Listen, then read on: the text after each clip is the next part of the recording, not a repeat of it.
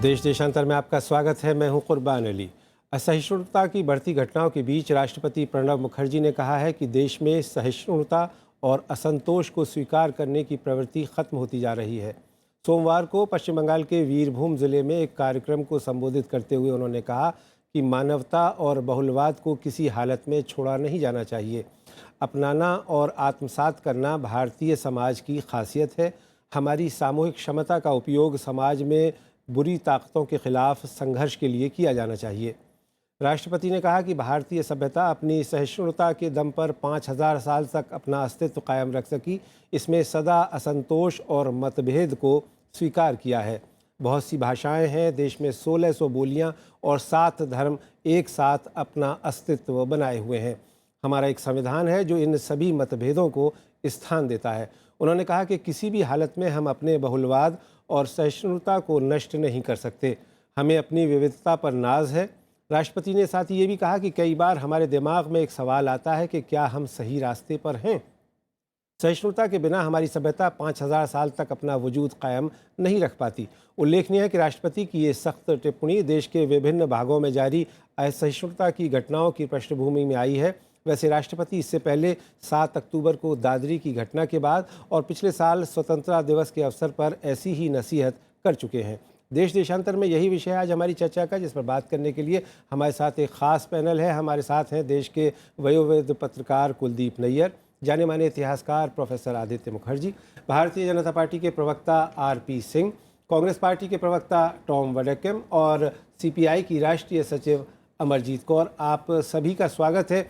कुलदीप नैयर साहब, सबसे पहले मैं आपसे शुरुआत करना चाहूँगा कि राष्ट्रपति ने जो ये टिप्पणी की है और जो वो लगातार करते चले आ रहे हैं, सांप्रदायिक घटनाओं को और सौहार्द खराब करने वाली घटनाओं को देखते हुए, आप उस पर क्या कहना चाहेंगे? देखिए, ये जो कह रहे हैं उसमें बात तो सही है, क्योंकि अब डिसेंट की जो जगह थी वो कम होती जा रही है। ये अब पहले मुझे याद है कि अब कितने साल हो गए कि ये बातें कभी हुआ नहीं करती थी। अगर हुई कभी कभी, अब तो हर दूसरे दिन कोई ना कोई झगड़ा रहता है, कोई बात पे इस पर है, और एक दूसरे को बर्दाश्त करने की ताकत नहीं जैसे रही। तो इसलिए मैं समझता हूँ कि लीडरों को अपने गिरेबान में झांकना चाहिए, देखना चाहिए कि भाई देश किस तरफ जा रहा है। अगर देश और कौम नहीं ठीक रही तो ये कहाँ तक, वो ये लोग क्या करेंगे। तो उनको एक तो बड़े अपने बयानों में ज़रा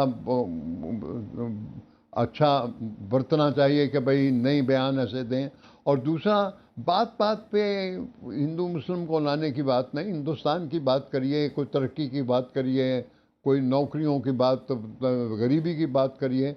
और ये जो चीज़ें हैं इनको आपस में अल्ज़ाम तराशी, दूसरे पर एक दोष दे देना, इनको कम करना चाहिए। देखिए, ये देश कितने सदियों से हम इकट्ठे रहे हैं और कहाँ अब रहेंगे, और कितने। तो इसलिए ये बातें अब ठीक है, इलेक्शन के वक्त आपने कर लिया, लेकिन वो माहौल गंदा हो गया। अब शायद बिहार इलेक्शन की वजह से ये हो रहा है, लेकिन ये होना नहीं चाहिए, क्योंकि इससे एक लोगों के ख्यालात पर गंदा होते हैं और दूसरा कौम को नुकसान होता है और देश का नाम बदनाम होता है। ठीक है, मैं आता हूँ कुलदीप साहब के पास। प्रोफेसर आदित्य मुखर्जी, आप लंबे समय से भारतीय राजनीति पर नज़र रखे हुए हैं और जानते हैं तमाम जो राजनीतिक विचारधाराएं हैं। क्या आपको लगता है कि राष्ट्रपति की जो एक कसमसाहट है, जो बेचैनी है, वो वाकई परेशान करने वाली है?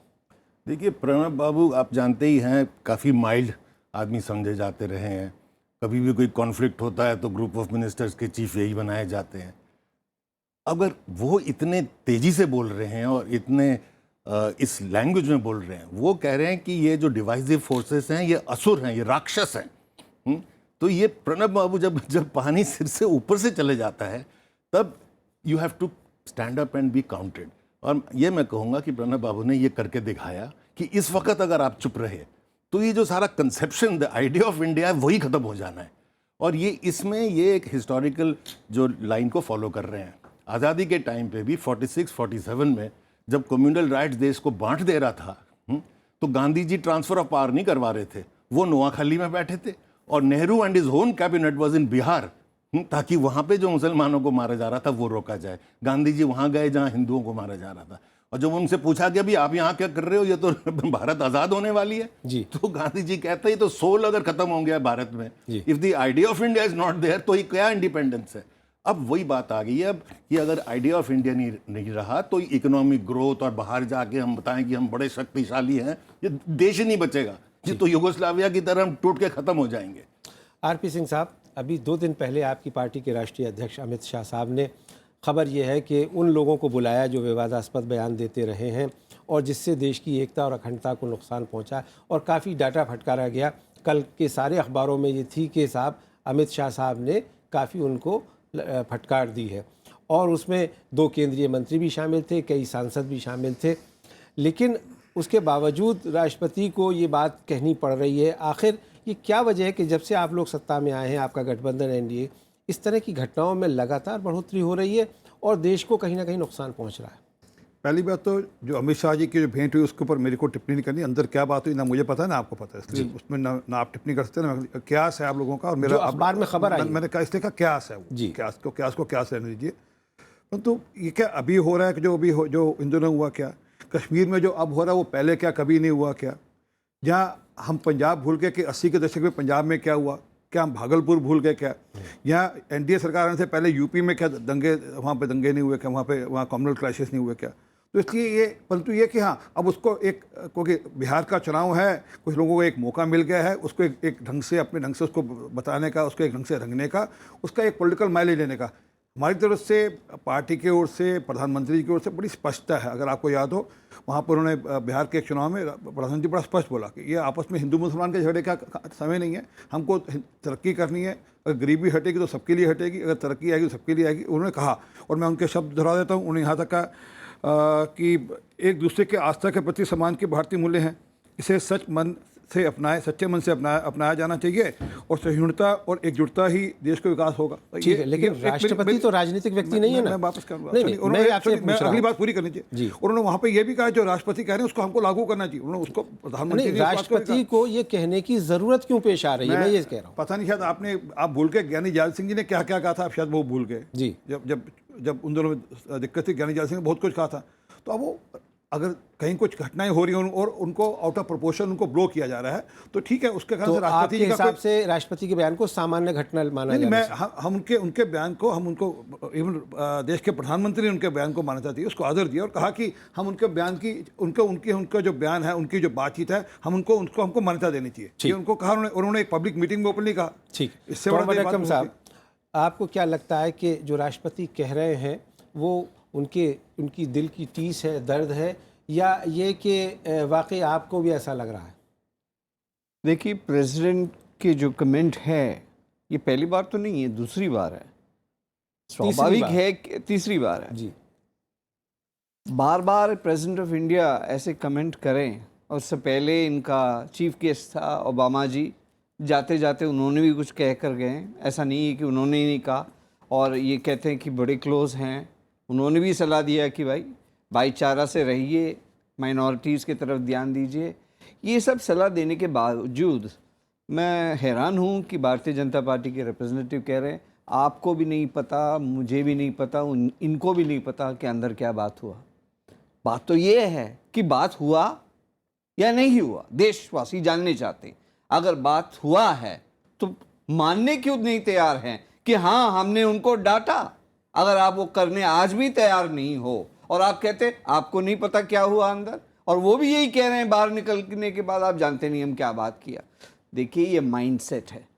Make in India manufacturing machine for votes बन गया है एनडीए सरकार। इनका क्या है, एक ऑन गोइंग इलेक्शन प्रोसेस है। इसमें ये नहीं देखते कि देश का क्या हालत हो रहा है। प्रोसेसिंग शुरू हो चुका है कि आज बीफ, कल कुछ और, कल क्रिकेट, कल पाकिस्तान, तीसरे दिन और कुछ नहीं मिला तो गॉडसे को नवंबर 16 का उनका बर्थडे सेलिब्रेट करिए। ये प्रोसेस शुरू करने का मतलब क्या हुआ? एक vote manufacturing machine make in India बन रहा है। इलेक्शंस आते हैं, जाते हैं, कोई सरकार का ये ड्यूटी नहीं जी। है कि आप उसको एक complete process of vote catching ठीक है, मैं आता हूँ आपके पास में। अमरजीत कौर जी, नहीं मैं आऊँगा आपके पास में। मैं एक पहला हम ज़रा राउंड पूरा कर लें कि मैडम अमरजीत कौर कांग्रेस पार्टी की राष्ट्रीय सचिव हमारे साथ हैं। अमरजीत कौर साहिबा, आप राष्ट्रपति की इस टिप्पणी को किस रूप में देखती हैं? मैं समझती हूँ कि राष्ट्रपति जी ने जो संविधान के अंदर निर्देश हैं सरकार को और जो फंडामेंटल राइट्स हैं इस देश के नागरिकों को, उसी को रीइटरेट किया है। उन्होंने हिंदुस्तान की फ्रीडम मूवमेंट की जो स्पिरिट थी उसको रीइटरेट किया है। तो उन्होंने कुछ नया नहीं कहा, उन्होंने वो सब कहा जिसके लिए ये देश का प्रिएम्बल ऑफ कॉन्स्टिट्यूशन बोलता है। तो उन्होंने सबको याद दिलाने की कोशिश की है, सत्ता में हो सत्ता के बाहर हो, कि इस देश को अगर बचाना है, जैसे आदित्य कह रहे थे idea of India Mahatma Gandhi को कोट करके, उस आइडिया ऑफ इंडिया को अगर बचाना है तो रिफ्रेन करना होगा उन लोगों को जो इस तरीके की हरकतें कर रहे हैं, और उसमें सत्ता की जिम्मेदारी बनती है। इसलिए राष्ट्रपति जी ने जो कहा वो वेलकम है, उसको पॉलिटिसाइज नहीं किया जा सकता। दूसरी बात जो मैं कहना चाहती हूँ, ये बात सही अभी जो जर्नलिस्ट भी कह रहे थे और कुलदीप नैयर जी ने भी कहा कि चूंकि बिहार में इलेक्शन है तो क्या इसलिए हो रहा है, भाई पहली इलेक्शनें तो चली गई, और हमारे जर्नलिस्ट महोदय कह रहे हैं कि ये तो ऑनगोइंग इलेक्शन समझ रहे हैं। तो नहीं, वो बात कांग्रेस के यही प्रवक्ता है, हैं टॉम वडक्किन साहब। हाँ? वो जर्नलिस्ट नहीं है, कांग्रेस के प्रवक्ता हैं अच्छा, टॉम कांग्रेस वडक्किन के साहब। प्रवक्ता जी। हैं। अच्छा, मैंने समझा पत्रकार है। पत्रकार तो आपने कुलदीप जी को बुलाया। जी। ये इस साइकोलॉजी से बाहर निकलना होगा अगर हमें सचमुच में आइडिया ऑफ इंडिया को बचाने की बात है। और तीसरी बात जो मैं कहने चाह रही हूँ इसमें जी।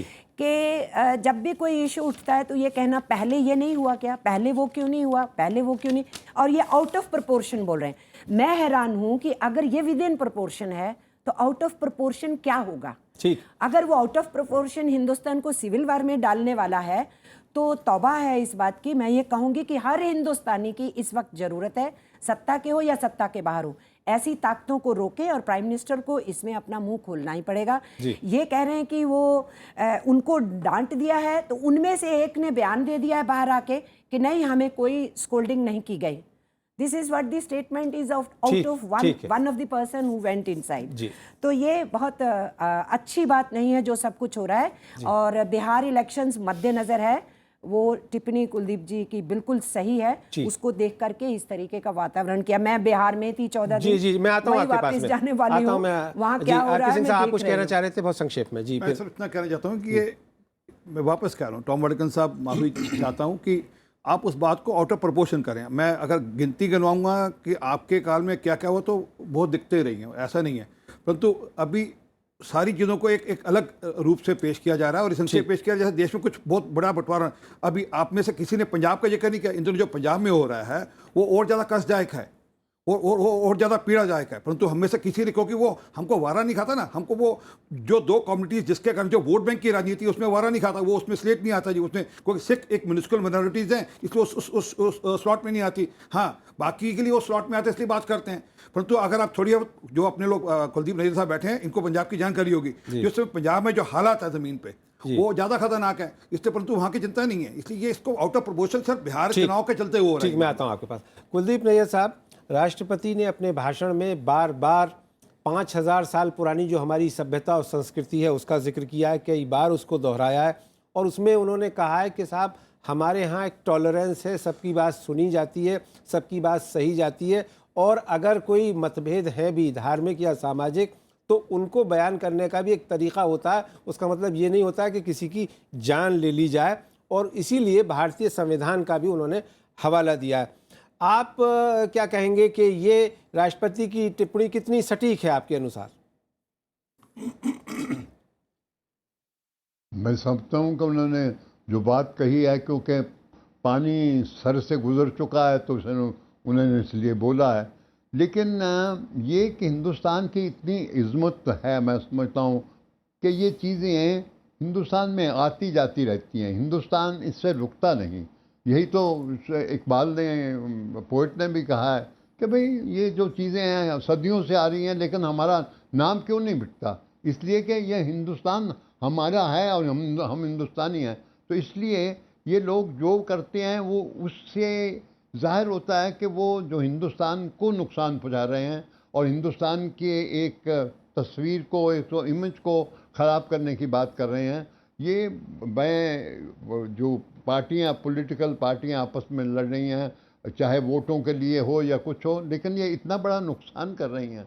और कल का जो नौजवान आ रहे हैं या जो लड़कियां या लड़के, वो कहते हैं ये क्या लोग कर रहे हैं आपस में, उनमें इतना जहर नहीं जितना कि इस वक्त इस जनरेशन में है। इसलिए ये चीज़ें हमें ये सोचना चाहिए कि क्या देश सामने रखी है ना, कल का देश क्या है, आज का देश क्या है, और अगर यही करते रहे तो देश नहीं रहेगा तो हम कहाँ रहेंगे। जैसे वो मुझे याद है कि नेहरू साहब कहा करते थे, India if India exist who dies and who lives if India dies. तो इसलिए अगर हिंदुस्तान ही नहीं बचेगा या उसका वो इमेज नहीं रहेगा तो सबको नुकसान है। इसलिए जो भी जमातें हैं, जो भी लीडर हैं, उनको ये सोचना चाहिए कि ये सभ्यता 5000 साल पहले की है, और इसमें सबसे बड़ी जो चीज़ है वो है सेंस ऑफ टॉलरेंस है। हम एक दूसरे की बात सुनते हैं और स्पिरिट ऑफ अकोमोडेशन है, एक दूसरे से बर्ताव करना चाहते हैं। इसलिए ये अपने आप को फिर जगाइए इन बातों पे, और ये जो एक दूसरे पे गाली गलोच या वो तो, और न सिर्फ वो बल्कि ये कि भाई ये तुम हिंदू हो गए हो, तुम मुसलमान हो, या सब हैं, ठीक है, मज़हब अपना अपना है, लेकिन हम सब हिंदुस्तानी हैं और इसी का हमें फ़ख्र है। ठीक।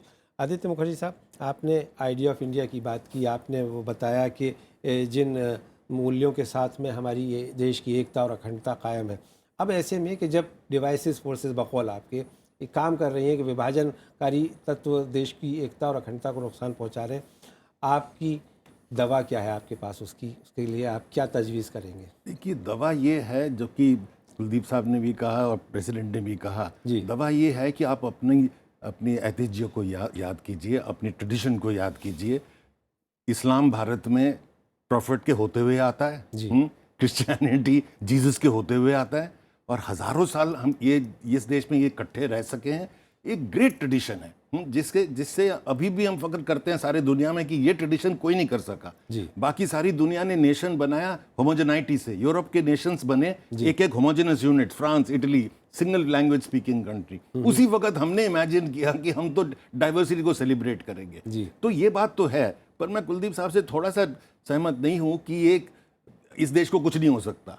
इस देश में, गांधी के देश में गुजरात हुआ है, तो ये मत कहिए कि कुछ नहीं हो सकता है। पर ये ट्रेडिशन को लेके अगर हम इस वक्त नहीं खड़े होंगे तो इस होप में नहीं रहना चाहिए कि इस देश को कुछ नहीं हो सकता, हम तो जी निकल जाएंगे, इसमें से नहीं निकलेंगे। क्योंकि ये जो अगर हम पिछले 10-15 साल से देखें क्या होता जा रहा है, हम बिल्कुल गलत रास्ते में जा रहे हैं और रिवर्सल्स आर पॉसिबल। इसीलिए मैंने युगोस्लाविया का एग्जाम्पल दिया था, देश बनते हैं और बिल्कुल बिखर जाते हैं। ठीक है, तो ये नहीं है कि ये हमारी ट्रेडिशन रही है इसीलिए हम निकल जाएंगे। आरपी सिंह साहब, पिछले दिनों जब भी आपकी पार्टी के जिस भी नेता से बात हुई, यहाँ हमने कई शो किए, कई चर्चाएं की, तो उसमें लगातार तर्क ये आता है कि साहब क्या पहले ऐसा नहीं हुआ, और अगर पहले ऐसा गलत काम हुआ था तो दो झूठ मिलकर के एक सच नहीं हो सकता। दूसरी चीज़ ये कि आपकी ही पार्टी, आपके ही गठबंधन के एक सहयोगी हैं नरेश अग्रवाल साहब, अकाली दल के नेता, उन्होंने खुद नरेश गुजराल और नरेश गुजराल साहब ने कहा कि साहब पार्टी को, बीजेपी को अंकुश लगाना चाहिए। प्रकाश सिंह बादल साहब को भी ये कहना पड़ा। तो क्या आप अपने सहयोगियों की भी बात नहीं सुन रहे? वो भी गलत है। पहली बात तो मैं चाहूंगा आप नरेश गुजराल साहब से फोन पे अभी बात करिए और पूछिए उन्होंने क्या कहा और आप लोगों ने फिर उसको कैसे आउट ऑफ प्रोपोर्शन ब्लॉक किया। मेरी उनसे निजी बात हुई है, मैं उसके बाद आपको ये बता रहा हूँ। इसलिए जो उन्होंने कहा और जो छपा, जो उनके बारे में कहा गया वो गलत छपा, इसलिए थोड़ी जानकारी जो सही है वो आप बता दीजिए। उन्होंने इतना कहा कि इसको माहौल को ठीक रखना चाहिए। वो पंजाब के संदर्भ में सर, उनका बेसिकली जो पंजाब में कह रहा हूँ, आप अभी पंजाब की घटना से पहले कहा था। अरे सर नहीं, पंजाब की घटना आपको जानकारी, पंजाब की घटना अभी कोई कल और परसों की नहीं हो रही थी, यहाँ पिछले 1.5 महीने से दिक्कत में है। आपको दिक्कत है अभी इन्होंने बोला, आपने गुजरात के बारे में बात की, पर असल में दिक्कत है कि हम लोग सिर्फ पूरी राजनीति, पूरी ध्रुवीकरण सिर्फ 2 संप्रदायों के बीच में सोचते हैं। देश में बाकी लोग भी हैं, और सिर्फ ये नहीं कि गुजरात हुआ, गुजरात से पहले पंजाब हुआ। गुजरात अगर मैं उसका अगर कहीं बीच पड़ा वहाँ पड़ा। और मैं आज थोड़ी और कड़ी बात कहता हूँ, इस देश में अगर पहली बात किसी ने मेजॉरिटी कार्ड खेलकर, किसी ने हिंदुत्व के नाम पर इलेक्शन लड़ा तो कांग्रेस ने लड़ा था 84 के बाद, जब पूरा देश उन्होंने एक साथ कर लिया था। मुझे वो विज्ञापन नहीं बोलते जहाँ कहते थे कि आपको किसी ऑटो ड्राइवर की गाड़ी में, ऑटो ड्राइवर में स्कूटर में बैठते दिक्कत होती नहीं होती। तो वो जितना कम्युनल कैंपेन तब किया गया था, उतना कम्युनल कैंपेन में कभी देश में किया नहीं गया, तो वो रेफर नहीं किया जाएगा। क्योंकि आज की तारीख है कि हमको सबकी नजर में है कि नहीं, हमको एक स्टिक मिल गई है, हमको स्टिक को यूज करना है। मैं बड़ा स्पष्ट कह रहा हूँ, पार्टी के नाते से कह रहा हूँ, बिल्कुल स्पष्ट कह रहा हूँ, हमारी पार्टी में कहीं इस प्रकार की सोच है नहीं। तो आपको कुछ गलत होते हुए नहीं दिख रहा? नहीं, कुछ गलत नहीं हो रहा देश में। समझिए, मैं कब कर रही हूँ, ये घटनाएं हैं, पर ये घटनाएं ऐसी कि वन ऑफ घटनाएं हो रही हैं, बीच में हो रही हैं। तो ये नहीं कि अभी हो रही हैं, ये लगातार हो रही है, पिछले कई सालों से हो रही है। ये नहीं कि पिछले साल 1.5 साल, पिछले कई सालों से हो रही है। और उस पर जैसे जैसे जो ठीक करने की जरूरत है, वो ठीक करने की जरूरत है, उसको ठीक भी करा जाए। परंतु बड़ा स्पष्ट कह रहा हूँ, हमारी पार्टी की ओर से बड़ा स्पष्ट है, प्रधानमंत्री बड़ा स्पष्ट है, सबका साथ सबका विकास, और इस पर बड़े अडिग है, और इस पर बड़ा ठीक मामला है। उसमें कहीं ये नहीं है कि नहीं इसके घर बिजली पहुंचे, उसके घर बिजली न पहुंचे। हम वली समझते जो न बाद अखबार होता, अगर आपने करके दिखाया होता तो शायद इसकी जरूरत नहीं पड़ती। माफी चाहता हूँ, अगर आप करके दिखाने की बात कर रहे हैं, मेरे ख्याल लगातार प्रधानमंत्री जी जो ठीक बात है उसको कहते हैं, उस पर कसते हैं, सब बातें होती हैं, इसलिए ये करने वाली बात नहीं है। दादरी की घटना पे 10 दिन लग गए। सर मैं माफी चाहता हूँ, मैं 84 की घटना में कई साल लग गए थे कांग्रेस को बोलते। आप दादरी पे कहते हैं, और मैं माफी चाहता हूँ। ये नहीं है कि उन्होंने जब ठीक उपयुक्त लगा, उन्होंने अपने हिसाब से अगर पहले कोई गलत हुआ तो वो अब सही नहीं हो सकता। माफी चाहता हूं सर, फिर आप चाहते हैं, फिर आप बार-बार दादरी को लाते हैं ना जी, आपको क्योंकि मैं वापस आता हूं, मुझे कहना चाहिए, एक पर्टिकुलर कम्युनिटी को वर्सेस एक कम्युनिटी पेश करते हैं देश के अंदर, जो संविधान कीजिए और इस देश को बनाने की बात कीजिए, देश को बनाने के लिए कह रहा हूं जी। तो हम इस देश में सबका साथ सबका विकास तभी हो सकता है जब सब मिलकर एक साथ सोचकर काम करेंगे। तो क्या कहेंगे आप, भारतीय जनता पार्टी के प्रवक्ता ने जो कहा उससे आप संतुष्ट हैं? देखिए, ये कहने में तो इनका जो इनकी आवाज़ सुने, इनके जुमले सुने तो आपको लगेगा बस देश में, मैं तो एक शब्द इनका ही इस्तेमाल करूँगा, रामराज है। लेकिन कहाँ है ये हिंदू मुसलमान की बात कर रहे हैं। ईसाइयों का क्या हालत है, उनके गिरजाघर का क्या हालत है, उनके देखिए कम्युनल डिवाइड, मैं पहले रिपीट कर रहा हूँ, वोट बैंक पॉलिटिक्स छोड़कर आप आइए, सबका साथ सबका जो बात करें, कर दिखाइए ना। दादरी को छोड़िए, अभी नया किस्सा शुरू किया है इन्होंने, हिंदू महासभा ने, क्या है, फादर ऑफ द नेशन, उनके असैसिन का वो बर्थ एनिवर्सरी मनाया जा रहा है। आप किस देश की बात कर रहे हैं? हिंदू महासभा इस फादर ऑफ द नेशन का इससे बड़ा इंसल्ट क्या है? अगर ऐसे हरकत करते जाओगे और कहोगे कि नहीं भैया हमने कुछ नहीं किया, ये हमारे जो शिव सैनिक है वो बीसीसीआई के ऑफिस में आकर हंगामा कर रहे हैं, गुलाम अली का शो रोक दिया है। अरे भैया किसका पार्टनर है ये? अलायंस पार्टनर किसका है? पीडीपी क्या कर रहा है जम्मू एंड कश्मीर में? सेपरेटिस्ट के साथ क्या है? ये पंजाब की बात कर रहे हैं, पंजाब में क्या हो रहा है? अगर आप अपने अलायंस पार्टनर्स को संभाल नहीं सकते तो आप देश में क्या कर रहे हैं? ठीक है, अमरजीत कौर साहब जी, नहीं देखिए मेरे पास टाइम नहीं बहुत है। ये शिवसेना वाला जो विषय छड़ा ये आज पहली बार हो रहा है क्या? इससे पहले शो लोग इनके काल में वो बात ही करते, ये उनके काल में हुआ। और मैं माफी चाहता हूँ, क्रिश्चियंस के इशू में मैं खुलकर बात करना चाहता हूँ। एक भी घटना इस प्रकार की नहीं है जो हमारे साथ हुई, और हिंदू महासभा हमारे साथ भाजपा के साथ सरकार का कुछ नहीं है। और ये पहले भी हुआ है, ये इनके रहते हुए नथुराम गौडसे के बारे में इनके कांग्रेस के रहते हुए हुआ है। तो इसलिए हर बात अभी नहीं हो रही वापस। अच्छा, अगर पहले हुआ है तो अब सही नहीं हो सकता। बार-बार ये कह रहे हैं कि पहले कंडेमनेबल है, वो तब भी कंडेमनेबल था, आज भी कंडेमनेबल है। पहले भी कुछ हुआ है तो इस देश की जनता ने पनिश किया उन लोगों को जिन्होंने गलती की, इसलिए पहले का कह के आज का डिफेंड नहीं किया जा सकता। He is defending indefensible. पहली बात तो ये। दूसरी बात, पंजाब की घटनाओं के बारे में हमें चिंता नहीं होगी? खालिस्तान की मूवमेंट के टाइम पे क्या किया था इन लोगों ने, और क्या वहाँ की जनता खड़ी होकर के कुर्बानियाँ नहीं दी और पंजाब बचा? इसलिए ये ना कहें कि पंजाब की चिंता, हिंदुस्तान के किसी कोने में कोई घटना हो उसकी हमें चिंता है, क्योंकि आइडिया ऑफ इंडिया की सेविंग का क्वेश्चन है। तीसरी बात जो मैं कहना चाहती हूँ, कुलदीप जी ने अपने पहले कमेंट्स में जिक्र किया था पावर्टी का, प्राइस राइज का, रोजगार का, इस सब चीज़ का। हाँ, वो इशू ही डाइवर्ट हो रहे हैं। जनता यहाँ से गायब है, जनता के मुद्दे गायब हैं और इस पे गर्माहट। चौथी बात जो मैं कहना चाह रही हूँ, ये अब वोट बैंक पॉलिटिक्स नहीं रह गई। Let us not limited to vote bank politics. अब ये वोट बैंक पॉलिटिक्स से बियॉन्ड जा करके जो इनकी समझ है हिंदुस्तान के बारे में, जो 1925 से इन्होंने शुरू की, जो इनकी मेन रूलिंग पार्टी की बैकबोन है, वो है हिंदू राष्ट्र की, और उसको ऑथेंटिकली नीचे लाने के लिए अपनी सोच के हिसाब से ये सारी डिवीजन पॉलिटिक्स जो है आगे बढ़ाई जा रही है। अब ये सिर्फ वोट बैंक पॉलिटिक्स नहीं रह गई। बिहार इलेक्शन और नो इलेक्शन आगे जाकर के ये कुछ भी करेंगे। और लास्टली जो मैं कहना चाहती हूँ, हमारी सर्वाइवल हेट्रोजेनिटी में ही है हिंदुस्तान की, इसके बिना नहीं। ये बात सही है कि इकबाल ने कहा हस्ती मिटती नहीं हमारी, इस पे मैं आदित्य के साथ ज़्यादा सहमत हूँ। मैं कुलदीप जी का बहुत आदर करती हूँ। अगर हम अलर्ट नहीं रहेंगे तो इस देश के साथ कुछ भी हो सकता है। इसीलिए आज ज़्यादा ज़रूरी हो गई जो डिबेट आपने चलाई भी। अगर रीट्रेट कर रहे हैं प्रेसिडेंट ऑफ इंडिया, तो इसी से ही लेसन लेके government of India should come forward and make strict statements की जिन लोगों को ये सब कुछ करना है वो फिर गवर्नमेंट का हिस्सा नहीं, बोले ना, वो उनको निष्कासित करें ना। इनके इलेक्टेड रिप्रेजेंटेटिव्स हैं, एमपीज हैं, मिनिस्टर्स हैं, वो बोल रहे हैं। इनके मिनिस्टर्स हैं शिवसेना के, वो बोल रहे हैं। तो ये सब क्यों कर रहे हैं? चलिए, बहुत बहुत शुक्रिया अमरजीत कौर साहिबा, कुलदीप नैयर साहब, टॉम वडेकिन साहब, आरपी सिंह साहब और आदित्य मुखर्जी साहब इस चर्चा में भाग लेने के लिए। उम्मीद ये की जानी चाहिए कि राष्ट्रपति ने अपनी जिस चिंता का इजहार किया है वीरभूम ज़िले में, और जो भारत की एकता और अखंडता के बारे में उन्होंने अपने विचार रखे हैं, मुझे उम्मीद है कि देश की जनता और राजनीतिक दल उससे एक सबक लेंगे और आगे आने वाले दिनों में देश और मजबूत होकर के निकलेगा। देश देशांतर में मेरे साथ इतना ही। नमस्कार।